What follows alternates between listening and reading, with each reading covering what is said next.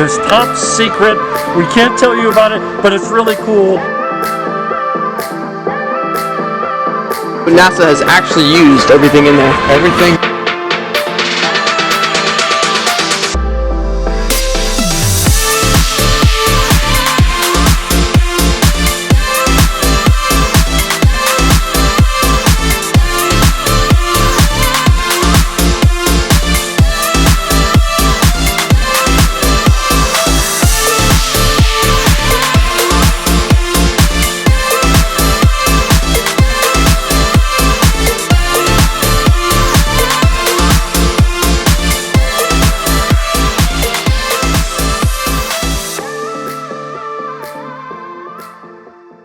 Ladies and gentlemen, I present to you the bug.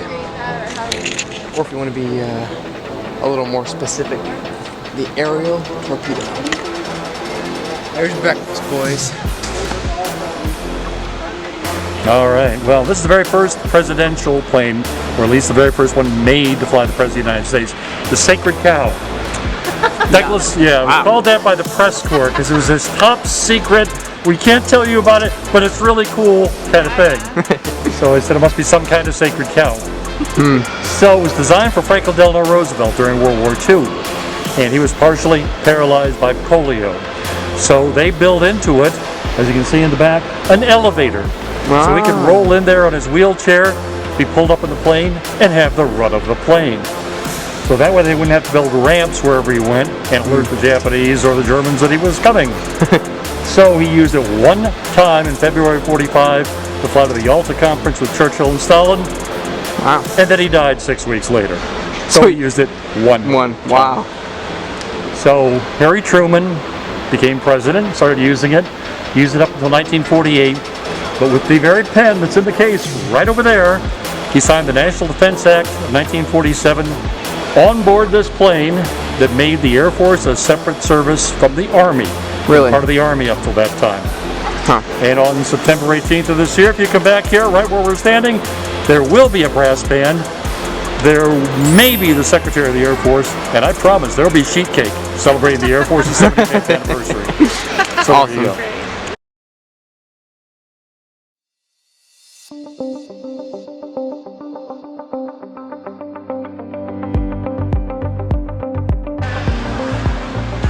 Spaceship. This is the mock-up of the space shuttle size, and most of the parts are here. Gotcha. But the best thing about it is here in front, in the nose section, that is the actual simulator that was used by the astronauts, or NASA, I should say. Gotcha. So NASA has actually used everything in there. Everything it doesn't work. The switches don't work. Gotcha. Yeah. Every astronaut had to train in this before they actually went out to the pad.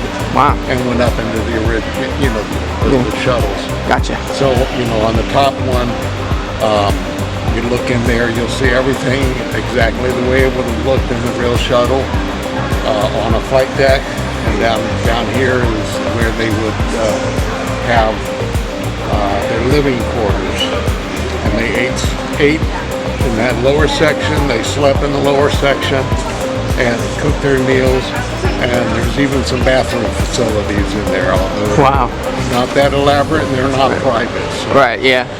They probably don't work anymore. No, it doesn't work.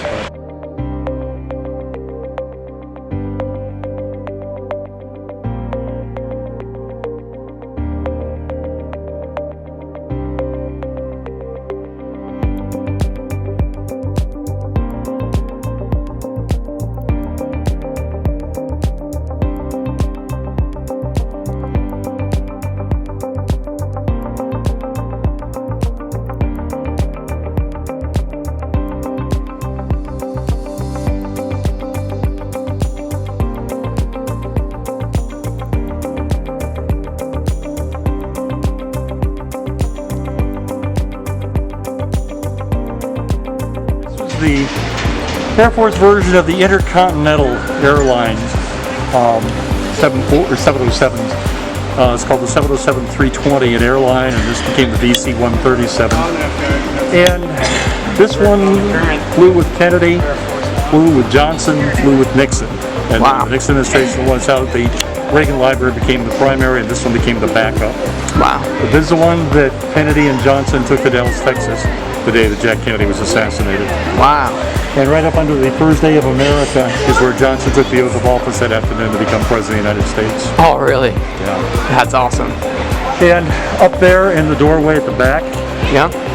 they took out that panel directly opposite the door and off to the left because Jackie Kennedy did not want Jack's coffin riding back in the cargo compartment.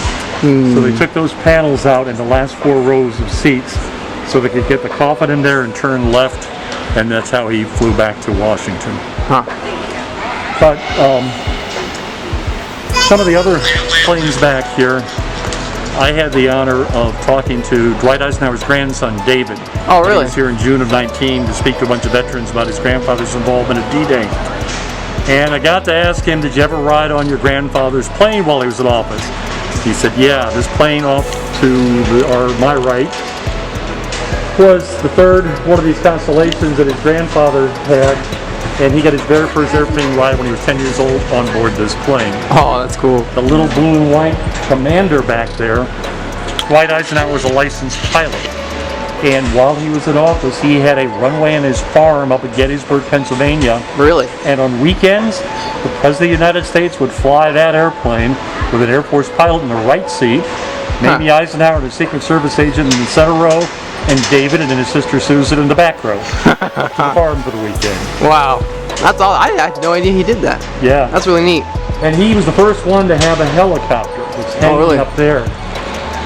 But only for about 6 months in 1957. And they realized pretty quickly that it only fit 3 people. So you had a pilot, the president, and a Secret Service agent, and that's it. Wow. And also, even with that blue coating, the president said it just got too darn hot in there. So they first gave the job to the Army that had bigger helicopters, and then eventually to the Marines who still do it today. Gotcha. So that was the only time the Air Force helicopters flew the president. But all the presidents have helicopters now. I'm sorry? Do all the presidents have helicopters now? Yeah, but the Really? Marines fly them. The And Marines they fly also use the V-22 Osprey sometimes. Huh. I had no idea. Yeah, but That's awesome. yeah, and then Johnson had a runway on his ranch out in Texas, Really? but it was only 5,000 feet long, and the 707 here needs 8,000 feet at least to land and take off. So they'd fly him to Bergstrom Air Force Base in Austin, and then either put him on, behind you here, this Jetstar, which is one of the very first business jets. Oh, really? And that thing could use the 5,000 foot runway. So he'd fly from Austin to his ranch on the Jetstar. If that wasn't available, they'd use this little gray and white T-39 over here. And it was so tiny that he called it Air Force 1/2 because it was so small.